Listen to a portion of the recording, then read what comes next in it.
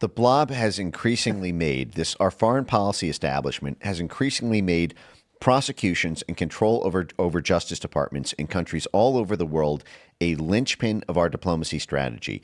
Everyone right now can go to Google and look up a term called transitional justice, which is basically now a State Department doctrine around that's based on as soon as one of our supported political movements wins an election, throw everyone from the opposing party who is just in power in jail. Throw their political leaders in jail. Throw the journalists in jail.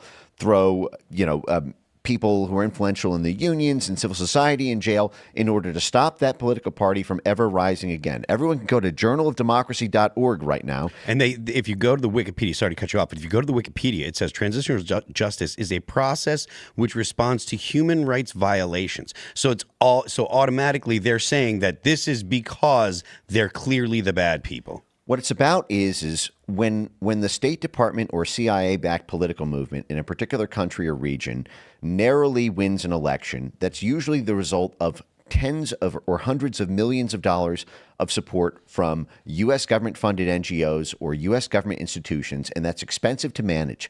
The easiest way is to simply knock out the other party entirely so that you can achieve democratic stability, i.e. a permanent auto win for the CIA-backed political movement there or political regime, because everyone else from the opposing party is purged and in jail.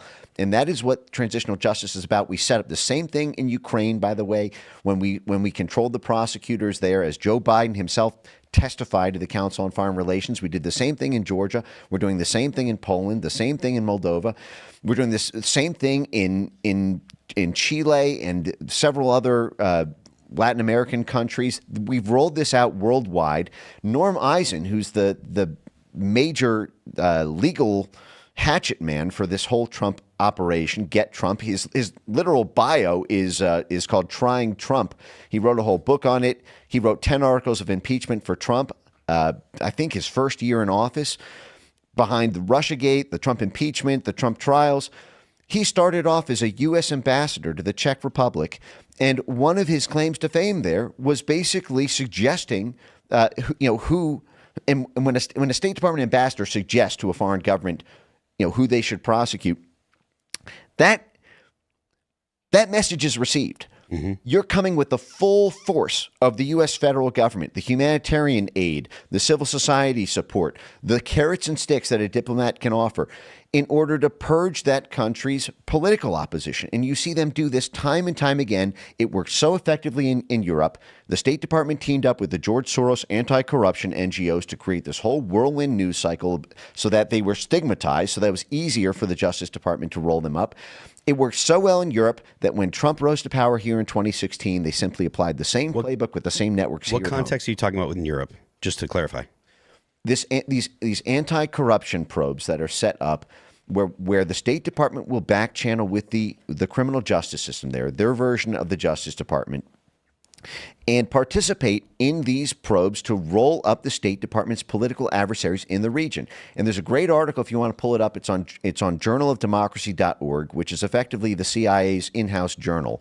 It's the in-house journal for the National Endowment for Democracy, which was set up in 1983 by the CIA director at the time to get back the powers that the CIA had lost under the Carter administration and the Church Committee hearings of the 1970s.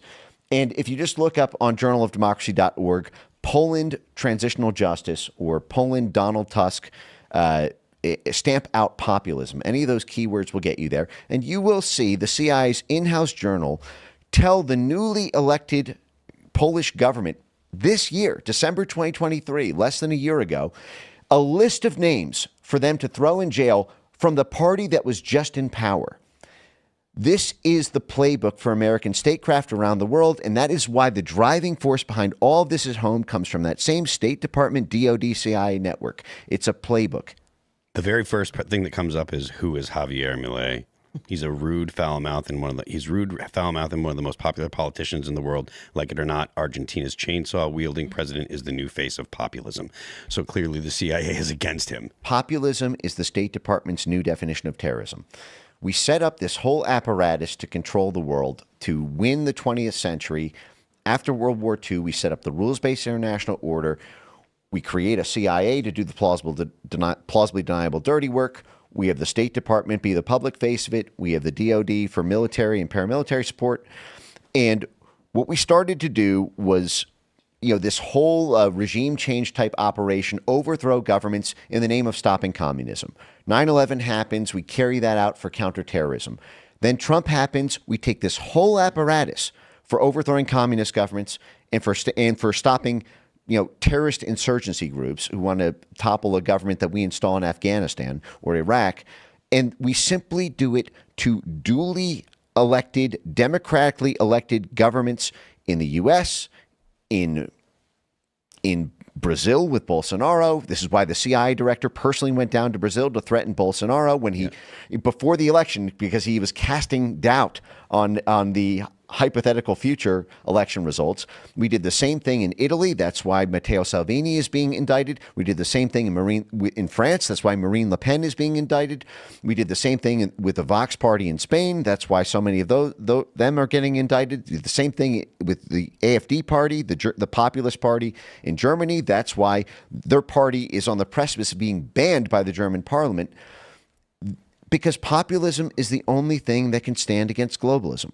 And you have these international markets, you have these banks and these multinational corporations who effectively work with the political arm to staff the State Department, to staff the CIA, to staff the DOD. They go out and do the dirty work, and then they get cushy 7-figure jobs as soon as they leave office. They go from making 200, 300K at DOD or CIA to making 7 figures, like Mark Milley at JP Morgan, or like Jared Cohen at Goldman Sachs now.